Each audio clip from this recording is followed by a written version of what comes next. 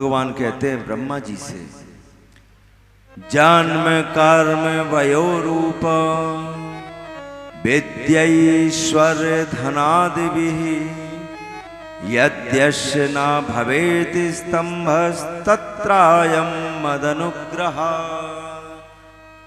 भगवान के वचन हैं, हे ब्रह्मा, यदि आपको देखना है कि इस संसार में किसके ऊपर मेरी कृपा है,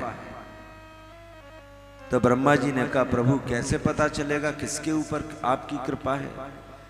तो भगवान कहते हैं, आप यह देखना कि इस संसार में कोई बहुत श्रेष्ठ है, किसी का रूप रंग अवस्था बहुत ही सुंदर है, किसी के पास ज्ञान है, तप है, विद्या है, ऐश्वर्य है, धन है, संपत्ति है, वैभव है। इस संसार में बहुत सर्वोच्च स्थिति पे यदि कोई विराजमान है और इतना प्राप्त होने के बाद यदि उसके अंदर अभिमान नहीं है, तो समझना उसके ऊपर मेरी बहुत ज्यादा कृपा है।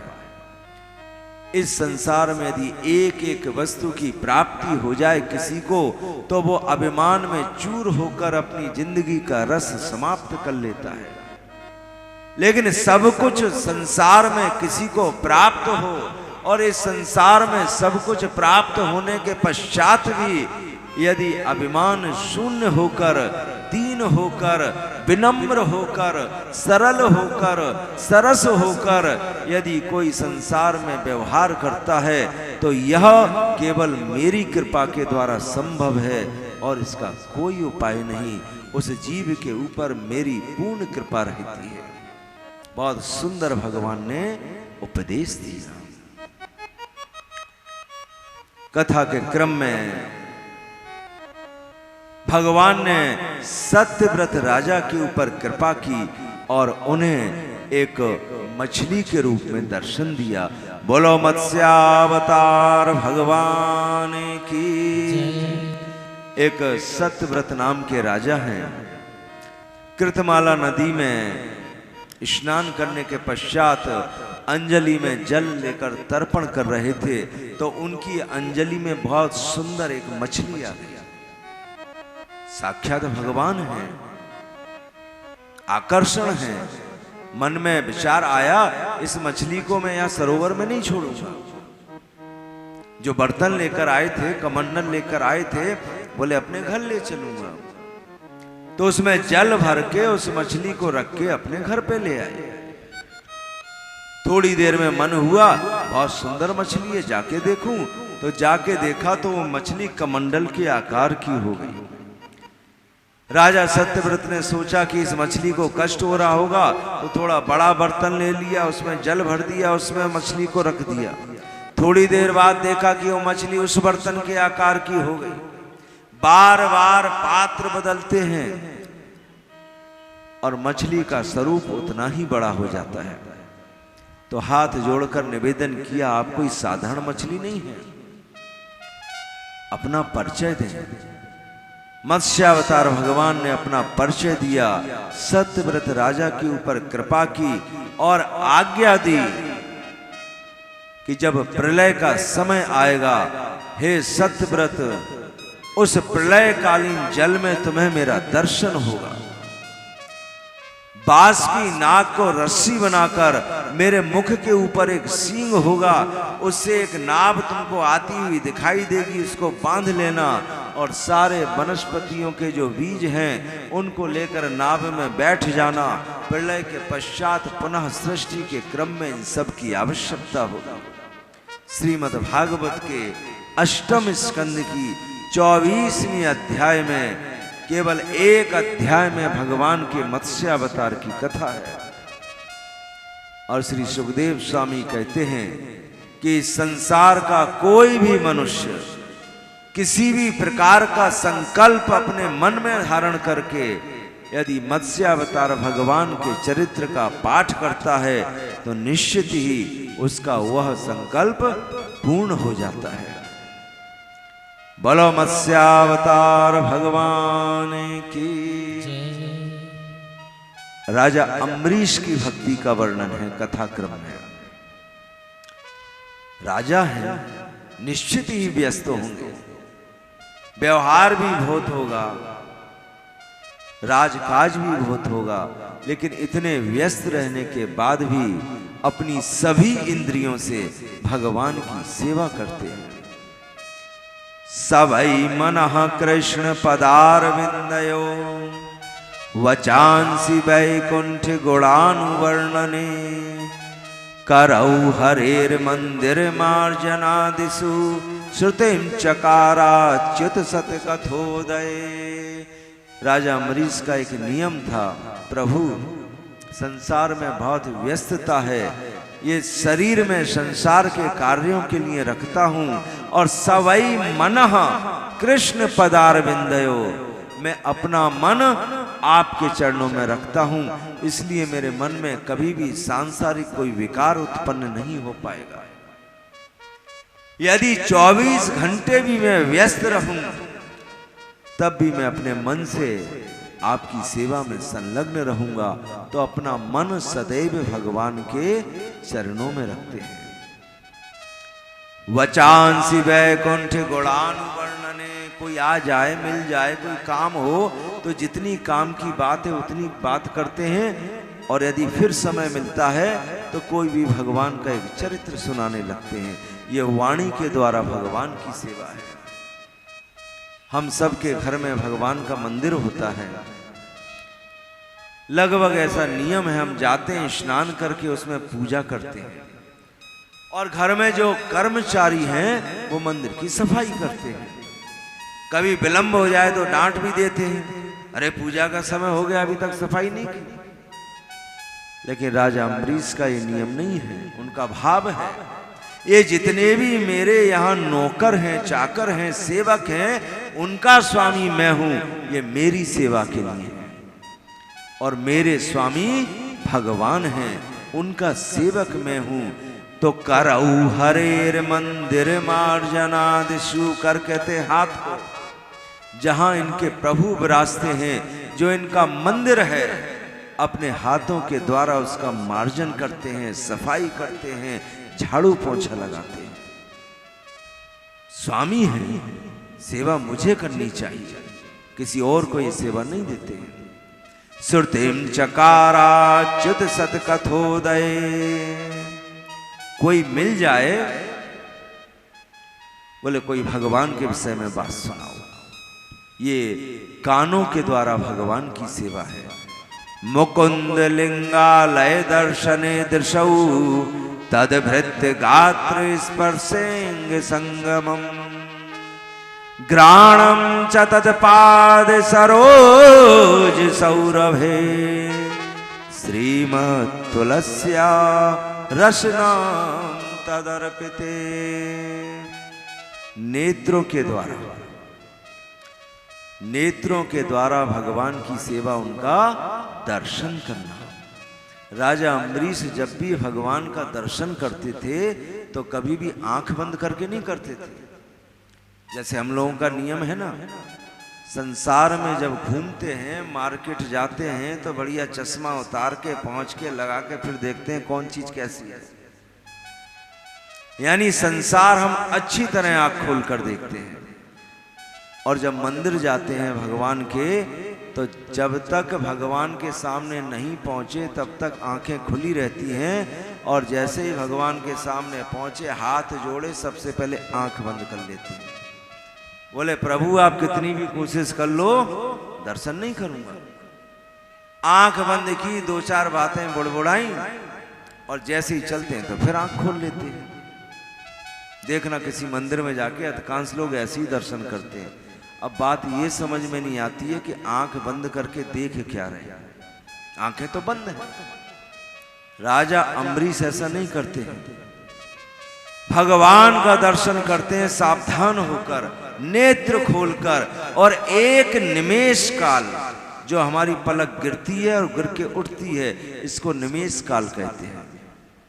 सेकंड से भी छोटा होता है। यह एक निमेष काल के लिए जो दर्शन में विघ्न उत्पन्न होता है, वह भी राजा अम्बरीश को सहन नहीं होता। ये पलक क्यों नीचे गिरी और एक निमेष काल में दर्शन से वंचित रह गया। घ्राणम च तत्पाद सरोज सौरभे, नाक के द्वारा भगवान की सेवा। मंदिर में जब जाते हैं तो पुजारी जी प्रसाद में तुलसी देते हैं, हम तुलसी लेते हैं और खा लेते हैं। राजा अम्बरीश ऐसा नहीं करते थे। जैसे ही प्रसाद के रूप में तुलसी प्राप्त हुई, मन में एक भाव आता कि ये तुलसी भगवान के चरणों का स्पर्श प्राप्त किए हुए है, ये तुलसी पहले भगवान को अर्पित की हुई है, निश्चित ही इसमें भगवान के शरीर की सुगंध होगी। तो जैसे ही तुलसी प्रसाद मिलता है, राजा अम्बरीश उसको नाक से लगाकर सूंघते हैं और सूंघकर भगवान के अंग की गंध लेते हैं। ये नाक के द्वारा भगवान की सेवा है। फिर उसे जिह्वा रसना के द्वारा प्रसाद के रूप में ग्रहण करते हैं। यह जीभ के द्वारा भगवान की सेवा है। पादौ हरे क्षेत्र पदानुसर्पणे, शिरो हृषिकेश पदाभिवंदने, कामं च दास्ये न तु काम काम्यया, यथोत्तम श्लोक जनाश्रया रतिः। पैरों के द्वारा भगवान की सेवा, पैरों के द्वारा भगवान की सेवा करते हैं। भगवान के मंदिर की परिक्रमा लगाना। राम और कृष्ण के मंदिर की 4 परिक्रमाएं लगती हैं, तो 4 परिक्रमा लगाते हैं। पैरों के द्वारा परिक्रमा लगाना, ये पैरों के द्वारा भगवान की सेवा। और एक और नियम है, कभी भी हम भगवान के मंदिर जब दर्शन करने जाते हैं तो मंदिर के ऊपर एक झंडा लगा रहता है, एक ध्वजा लगी रहती है। नियम है, हम जिस भी वाहन से जा रहे हैं, जिस स्थान पर भगवान के मंदिर की ध्वजा का दर्शन हो जाए, वाहन का परित्याग वहीं कर देना चाहिए और वहां से पैदल जाके दर्शन करना चाहिए। यही पैरों के द्वारा भगवान की सेवा है। शिरो हृषिकेश पदाभिवंदने, सिर के द्वारा भगवान की सेवा, भगवान के चरणों में प्रणाम करना। सभी इंद्रियों के द्वारा भगवान की बड़ी सुंदर और श्रेष्ठ सेवा, और सेवा के बदले में वेतन मिलता है। सेवा फ्री में थोड़ी होती है। इस संसार में कोई भी सेवा फ्री में नहीं करता है, चाहे कैसी भी हो। तो भगवान के जो भक्त हैं वो भी वेतन मांगते हैं। ब्रज की गोपियां जो कृष्ण प्रेम में 24 घंटे डूबी रहती हैं, वो भी वेतन मांगती हैं। और यहां राजा अम्बरीश भी मांगते हैं, हे प्रभु, किसी दिन मेरी सेवा से आप प्रसन्न हो जाएं तो केवल एक ही वस्तु प्रदान करना। यथोत्तम श्लोक जनाश्रया रतिः, रति, रति प्रेम का स्थायी भाव है। राजा अम्बरीश कहते हैं, हे प्रभु, किसी दिन आप मेरी सेवा से प्रसन्न होकर मुझे कुछ देना चाहें तो केवल एक ही वस्तु प्रदान करना, मेरे अंदर आपके प्रति प्रेम उत्पन्न हो जाए। और यही प्रेम का सबसे बड़ा लक्षण होता है। जो हमारे अंदर होता है वही हम भगवान से मांगते हैं। जिनके अंदर संसार होता है वो भगवान से संसार मांगते हैं। जिनके अंदर प्रेम होता है वो भगवान से प्रेम मांगते हैं। यदि प्रेम ना हो तो इतनी सुंदर सेवा संभव ही नहीं है। भक्त जो भगवान की सेवा करते हैं प्रेम के द्वारा करते हैं, और प्रेमी सदैव प्रेम की ही याचना करता है। प्रभु बस कृपा करना, तो प्रेम प्रदान करना और कुछ नहीं चाहता। और ऐसे जो भगवान के भक्त हैं, जिन्होंने अपना तन, अपना मन, अपना जन, अपना जीवन, अपना यौवन, अपना सर्वस्व भगवान के चरणों में समर्पित कर रखा है, जिनके जीवन के एकमात्र आश्रय भगवान हैं, जो एकमात्र भगवान के आश्रित हैं,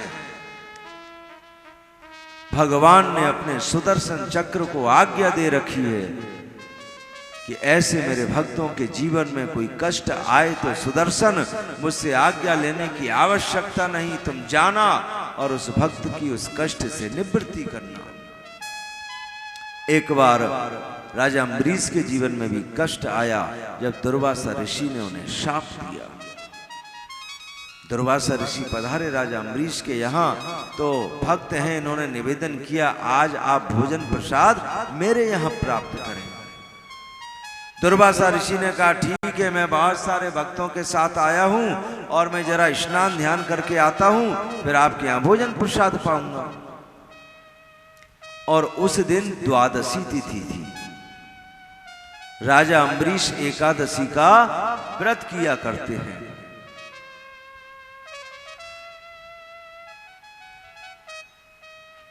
एकादशी के व्रत का एक बहुत ही महत्वपूर्ण नियम है कि दूसरे दिन जब द्वादशी होती है तो एक समय निश्चित होता है, उस समय तक व्रत का पारण कर लेना चाहिए। पारण यानी कुछ खा पी के व्रत खोल लो।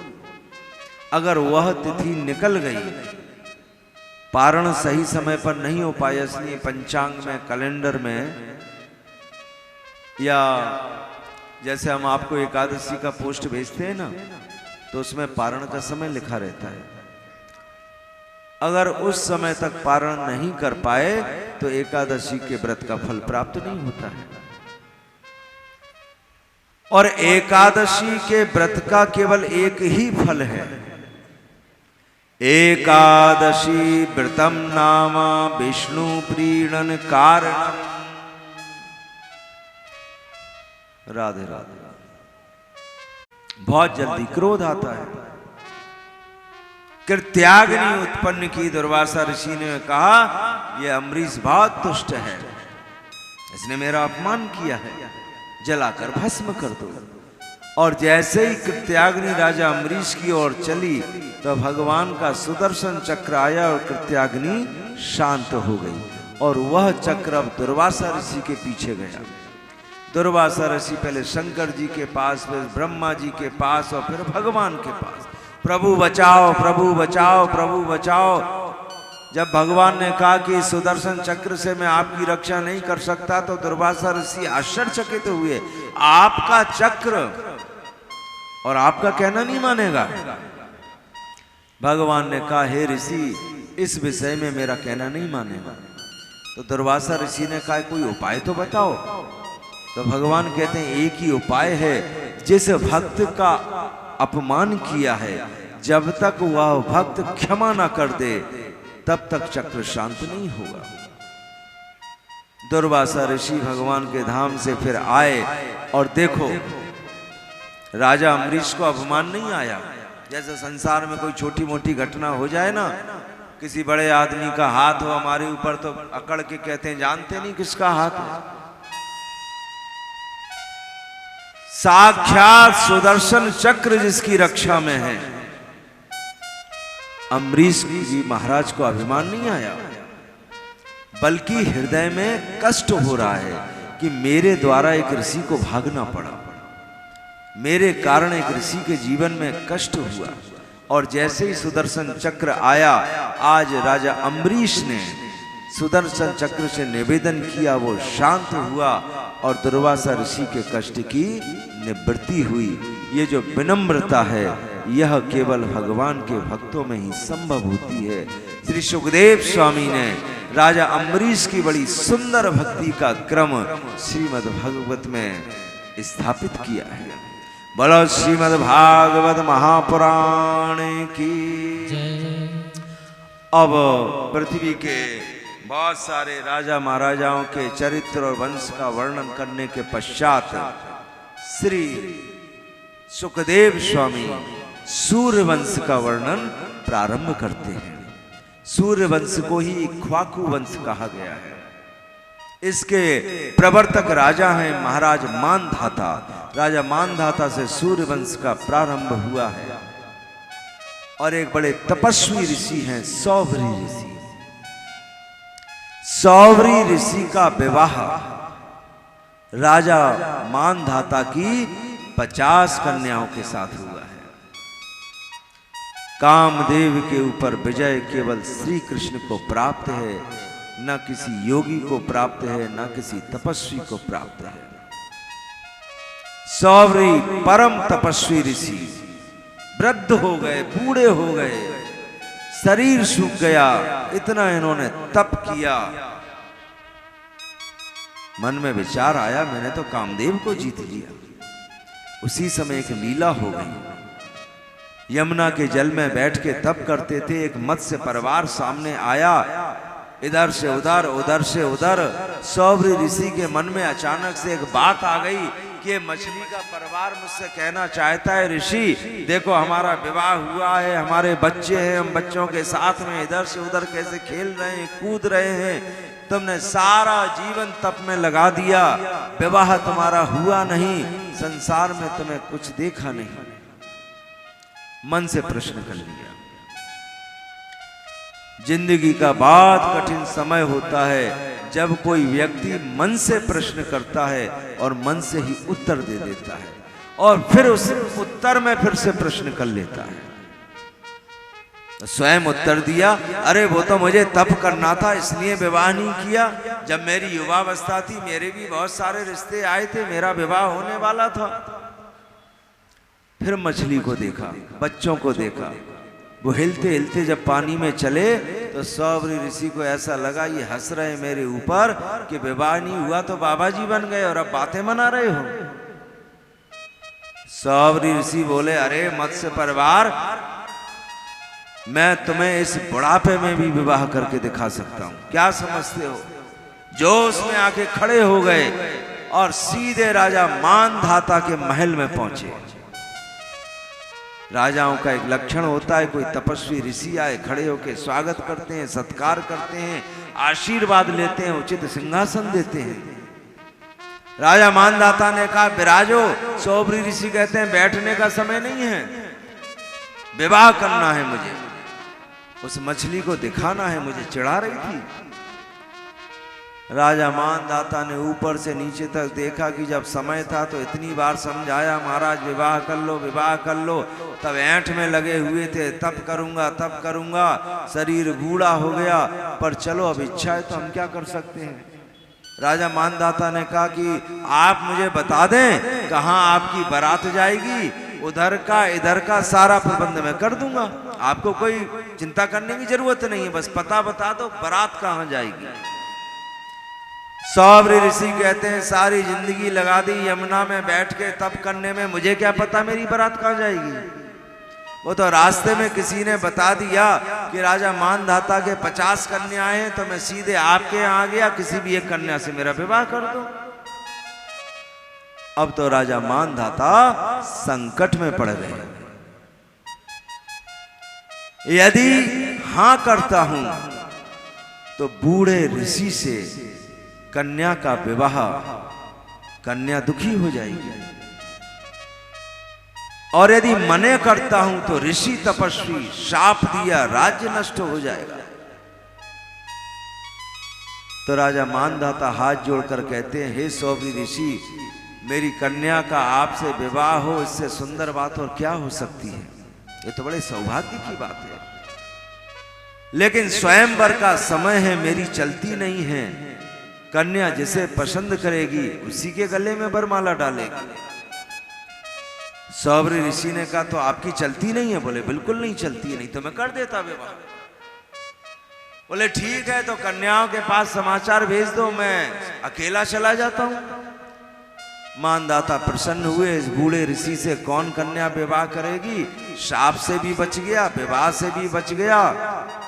अंतःपुर में जहां राजकन्याएं रहती हैं, समाचार पहुंचा सौभरी ऋषि पधार रहे हैं। सारी कन्याएं श्रृंगार करके हाथ में वरमाला लेके खड़ी हो जाएं, किसी को अच्छे लगे तो वरमाला डाल दे। मानधाता ने कहा, बच गए। लेकिन सौभरी ऋषि तपोबल से पहचान गए कि राजा मानधाता के अंदर क्या बात चल रही है। समाचार आया, राजकन्याएं तैयार हैं। सौबरी ऋषि चलने लगे, पीछे पीछे राजा मानधाता चलने लगे। तो सौबरी ऋषि ने पूछा, कहां चल रहे हो? बोले आपके साथ चल रहा हूं। सौबरी ऋषि ने कहा, जब मैंने आपसे कहा विवाह कर दो तो कहते हो मेरी चलती नहीं है, और अब साथ साथ चल रहे। बोले चुपचाप बैठ जाओ सिंहासन पे, मैं अकेले जाऊंगा। राजा मानधाता सिंहासन पे बैठ गए और सौबरी ऋषि जैसे ही अंदर चले, अंजलि में जल लिया, संकल्प किया, मैंने अपने जीवन में जितना भी तप किया है उस तप का प्रभाव, उस तप का फल मुझे श्रेष्ठ युवावस्था और दिव्य सौंदर्य प्राप्त हो। तो तप के प्रभाव से युवावस्था और दिव्य सौंदर्य प्राप्त हो गया। और जैसे ही राजकन्याओं के सामने से निकले, सौबरी ऋषि का रूप, लावण्य, शारीरिक सौष्ठव, इनको देखकर 50 की 50 कन्याएं कहने लगी, मैं वरमाला डालूंगी, मैं वरमाला डालूंगी, मैं वरमाला डालूंगी। सौबरी ऋषि ने 50 कन्याओं को शांत किया। बोले जिंदगी में जब विवाह करने की इच्छा नहीं थी तो एक भी नहीं किया। आज विवाह करने निकला हूं तो कोई संख्या निश्चित करके नहीं निकला हूं। एक काम करो, एक एक करके 50 कन्याएं गले में माला डाल दो और 50 विवाह कर दो।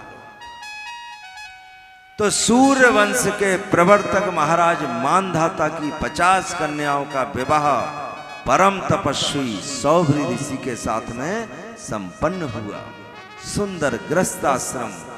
एक बार सौबरी ऋषि ने अपनी 50 पत्नियों से कहा, मैं पृथ्वी का श्रेष्ठ तपस्वी सौबरी एक दृष्टि दोष से एक मत्स्य परिवार को देखकर और मेरे मन में विवाह करने की इच्छा उत्पन्न हुई। मेरे जीवन का अधिकांश समय गृहस्थाश्रम में व्यतीत हो गया।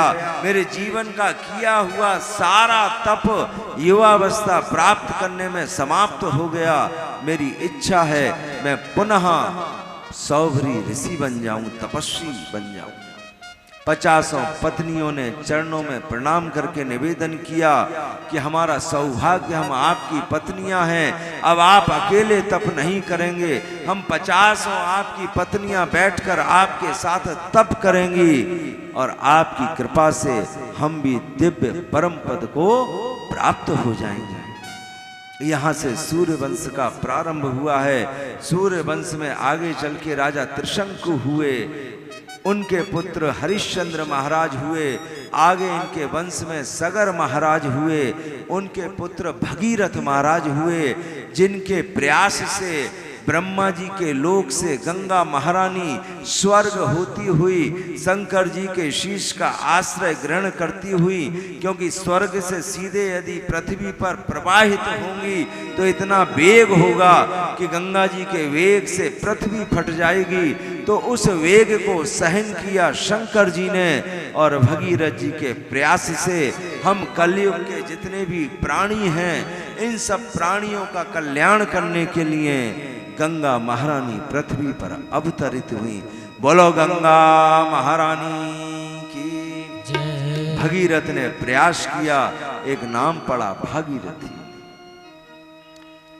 इनके पुत्र हुए राजा खट्वांग, उनके पुत्र हुए राजा दीर्घबाहु, उनके पुत्र हुए राजा रघु, उनके पुत्र हुए महाराज अज, और अज के पुत्र हुए सूर्यवंश के बड़े प्रतापी सम्राट चक्रवर्ती महाराज दशरथ। 3 पत्नियां, सारी पृथ्वी पे शासन, ऐश्वर्य, सब कुछ इन्हें अपने जीवन में प्राप्त है, लेकिन जिंदगी में एक अभाव है, जिंदगी में एक अंधकार है, संतान नहीं है। कभी कभी संतान के अभाव का अंधकार इतना व्याकुल कर देता है कि महाराज दशरथ को सहन नहीं होता। एक बार जब संतान का अभाव सहन नहीं हुआ, गुरुदेव वशिष्ठ जी महाराज की शरण में गए।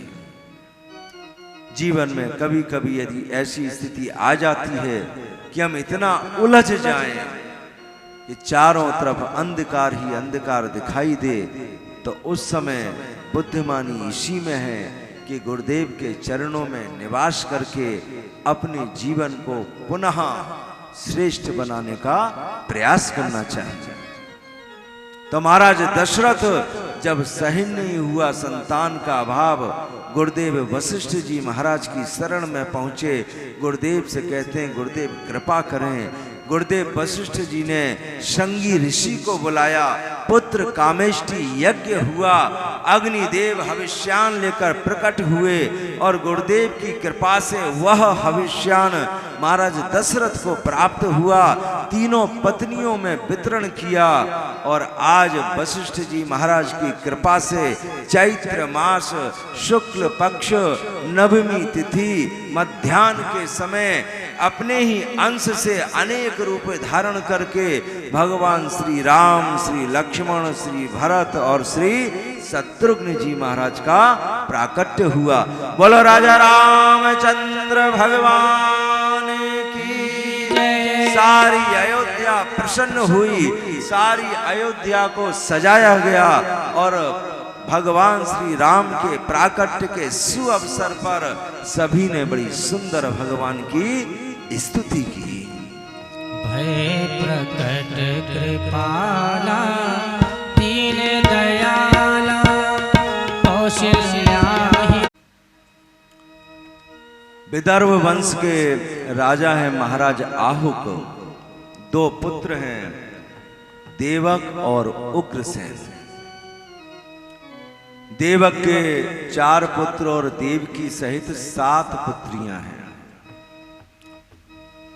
देवकी और उनकी जितनी भी बहनें हैं उन सब का विवाह वसुदेव जी के साथ संपन्न हुआ है।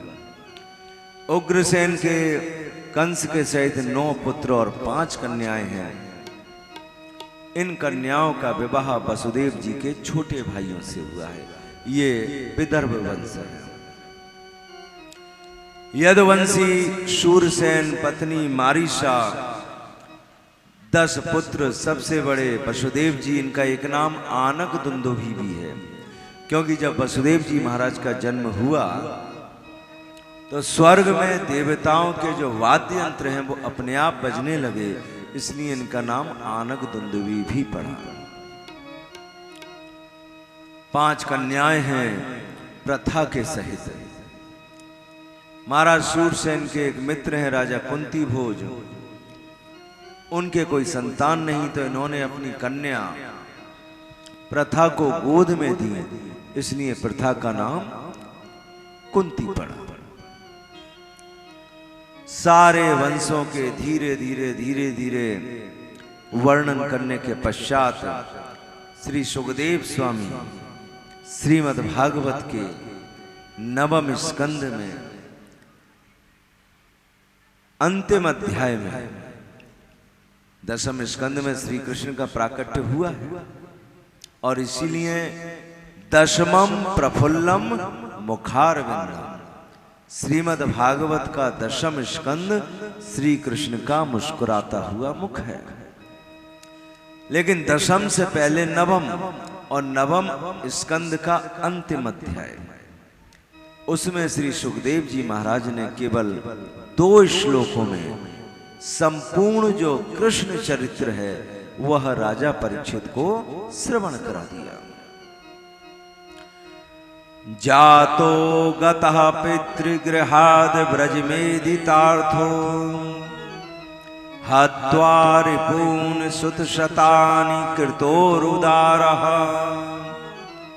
उत्पाद्यतेषु पुरुषः क्रतुभिः समीजे आत्मानमात्मनिगमं प्रथयन् जनेषु पृथिव्या स वै गुरुभरं क्षपयन् कुरुणामन्तः समुत्थकलिना युधिभूपचम्बः दृष्ट्या विधूय विजये जयमुद्विघोष्य प्रोच्योद्धवाय च परम समगात स्वधाम।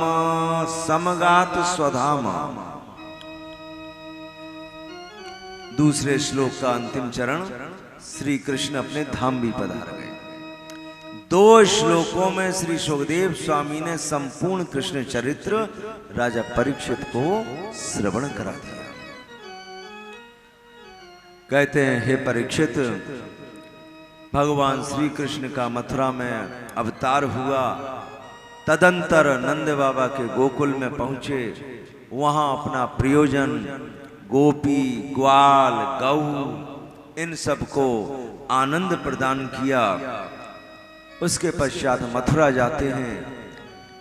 जो शत्रु भाव से आते हैं उनका उद्धार करते हैं, जो प्रेम से आते हैं उनको अनेक लीलाओं के द्वारा अपना जो कृष्ण रस है वह प्रदान करते हैं। मथुरा के पश्चात भगवान द्वारका पधारे। 16,108 भगवान के विवाह हुए हैं। इनमें 8 भगवान की पटरानियां हैं और 16,100 रानियां हैं। 10-10 पुत्र हैं। बहुत विशाल भगवान का गृहस्थाश्रम द्वारका लीला में। अपने गृहस्थाश्रम का पालन करते हैं, यज्ञ करते हैं। और जब द्वारकानाथ यज्ञ करते हैं तो ऐसा लगता है उन यज्ञों के द्वारा भगवान स्वयं अपना ही यजन करा रहे हैं। स्वयं ही करता है, स्वयं ही भोगता है, स्वयं ही ठाकुर जी हैं और स्वयं ही पुजारी हैं। इसके पश्चात कौरव और पांडवों में कलह उत्पन्न करा दिया। हे परीक्षित, महाभारत के सूत्रधार श्री कृष्ण, शांति दूत बन के गए श्री कृष्ण। उसके पश्चात उद्धव जी महाराज को आत्म तत्व का उपदेश दिया और लगभग 125 वर्षों तक भगवान श्री कृष्ण इस पृथ्वी पर अपनी लीलाओं को आज संवरण करके समगात स्वधामा शरीर के सहित गोलोक धाम पधारे। बोलो श्री कृष्णचंद्र भगवान की जय। सारा कृष्ण चरित्र श्रवण करा के गंगा के किनारे श्री सुखदेव स्वामी मौन हो गए, चुप हो गए। परीक्षित जी महाराज ने सोचा कि जैसे 4 दिन से सुना रहे हैं ऐसी आगे सुनाते रहेंगे। कुछ समय व्यतीत हुआ, व्याकुल हुए परीक्षित जी महाराज। कहते हैं, गुरुदेव, 4 दिनों से आपने मेरे अंदर एक भाव स्थापित किया कि आनंद तो केवल कृष्ण चरित्र में है। और जब कृष्ण चरित्र आया तो आपने अति संक्षेप में पता नहीं कौन कौन से राजाओं के वंशों का आपने बहुत विस्तार से वर्णन किया। लेकिन जब कृष्ण चरित्र आया बड़े संक्षेप में आपने श्रवण करा दिया। श्री सुखदेव स्वामी कहते हैं, हाँ, क्योंकि और राजा महाराजाओं की जो कथाएं हैं उनको सुनने में आलस्य हो जाए, प्रमाद हो जाए, ध्यान इधर उधर भटक जाए तो कोई दोष नहीं है। लेकिन कृष्ण चरित्र में यदि प्रमाद हुआ तो फिर दोष होगा, उसका लाभ नहीं मिलेगा, आनंद प्राप्त नहीं होगा। इसीलिए मैंने संक्षेप में सुनाया कि कम से कम 2 श्लोक तो सब ध्यान से सुन सकते हैं और काम पूरा हो जाएगा। जिस भावना को धारण करके कृष्ण चरित्र श्रवण करने कोई बैठा हुआ है उसकी वह भावना केवल 2 श्लोक में ही संपन्न हो जाएगी और दोष कुछ लगेगा नहीं। इसलिए मैंने संक्षेप में सुना दी। परीक्षित जी महाराज को लगा कि गुरुदेव को ऐसा लग रहा है मैं कथा ध्यान से नहीं सुन रहा हूं, इसलिए उन्होंने संक्षेप में सुना के और विश्राम कर दिया। तो राजा परीक्षित अपने गुरुदेव श्री सुखदेव स्वामी से निवेदन करते हैं, गुरुदेव, 4 दिनों में जितना आपने मुझे सुनाया है, यदि आप चाहें तो मैं आपको ज्यों की त्यों सुना सकता हूं। सारे राजा महाराजाओं के वंश, चरित्र, लीलाएं, कथाएं और जो इतना सावधान होकर सुने उसे फिर कृष्ण चरित्र कृपा करके आप विस्तार से श्रवण कराएं। कथितो वंश विस्तारो भविता सोम सूर्ययो राज्ञां चोभय वंश्यानां चरितम परम अद्भुतम। सारे राजा महाराजाओं के वंशों का वर्णन मैंने बहुत सावधान होकर सुना है, और इसीलिए मैंने भगवान श्री कृष्ण की जितनी भी लीलाओं को आपसे पूछा है, उन लीलाओं को तो आप कृपा करके सुनाना ही।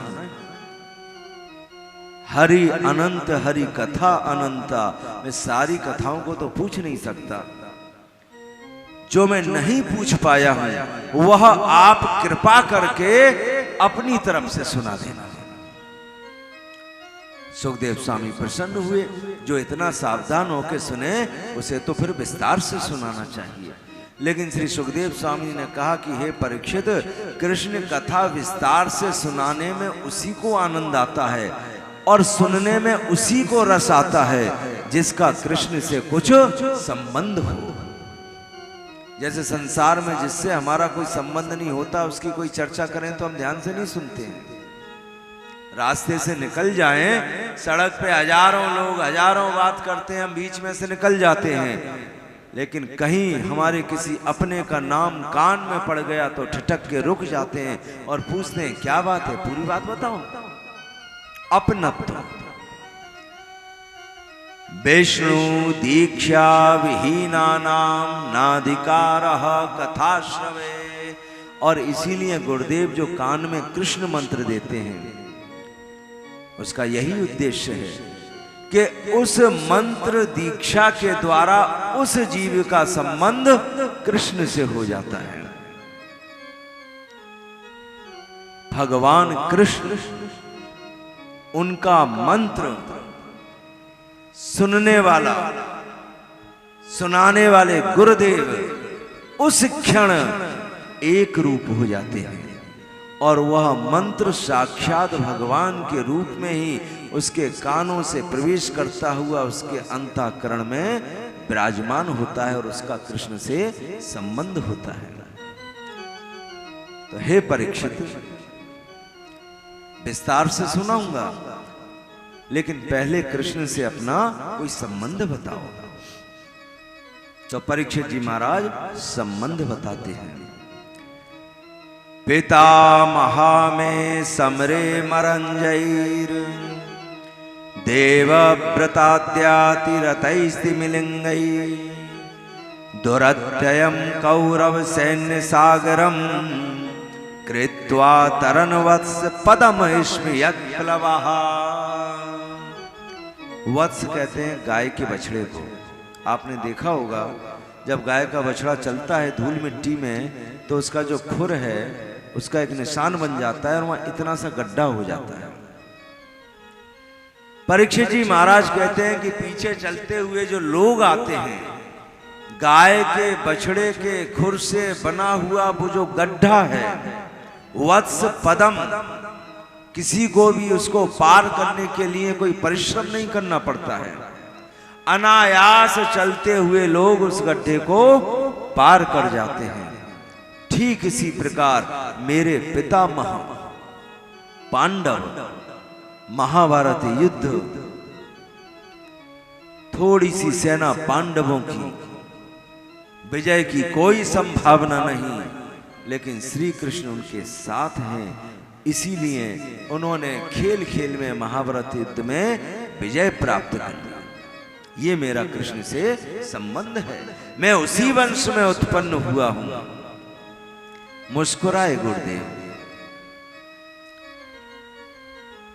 कथा तुम्हें सुननी है परीक्षित, और संबंध अपने पितामह, अपने पिताजी के पिताजी के पिताजी का। बोले ऐसे थोड़ी होता है, अपना संबंध बताओ, आपका श्री कृष्ण से क्या व्यक्तिगत संबंध है। उसके बाद शुभारंभ करूंगा कृष्ण कथा का। परीक्षित जी महाराज ने गुरुदेव के चरणों में प्रणाम करते हुए कहा, संबंध तो आप बताना, मैं तो केवल बात बता देता हूं। द्रोण्यस्त्र विपलिष्टमिदं मदंगम संतान बीजम कुरु पांडवानां जुगोप कुख्य में अत आत गत आत चक्रो मातुष्यमेयः शरणं गतायः। हे गुरुदेव, जब मैं अपनी मैया के गर्भ में था, अश्वत्थामा ने गर्भ नष्ट करने के लिए ब्रह्मास्त्र का प्रयोग किया। मेरी रक्षा के लिए साक्षात श्री कृष्ण मेरी माता के उदर में प्रविष्ट हुए। मैंने और श्री कृष्ण ने दोनों ने एक ही समय एक ही माता के गर्भ में निवास किया है और यही मेरा कृष्ण से संबंध है। गुरुदेव श्री सुखदेव स्वामी अतिशय प्रसन्न हुए। परीक्षित, तुम और कृष्ण तो जुड़वा भाई हो, तुम तो सहोदर हो और तुमसे अधिक श्रेष्ठ अधिकारी कृष्ण कथा सुनने का कोई नहीं। अब मैं तुम्हें विस्तार से श्रवण कराऊंगा। लेकिन देखो, शरीर है, शरीर के धर्म होते हैं, नींद भी आती है, भूख भी लगती है, प्यास भी लगती है, आलस्य भी आता है। तो एक काम करो, कुछ समय विश्राम कर लेते हैं, थोड़ा विश्राम कर लो, कुछ खा पी लो, थोड़ा टहल आओ, उसके बाद में फिर सावधान होकर बैठो और कृष्ण का चरित्र का शुभारंभ करेंगे। जैसे ही गुरुदेव सुखदेव स्वामी ने एक बात कही, चरणों में प्रणाम करते हुए कहते हैं, गुरुदेव आपने सही कहा, मैं परीक्षित पृथ्वी का सम्राट, भूख और प्यास मुझे सहन नहीं होती और इसी भूख और प्यास के कारण श्रृंगी ऋषि ने मुझे शाप दिया। इसी भूख और प्यास के कारण मैंने शमीक ऋषि के गले में सर्प डाला।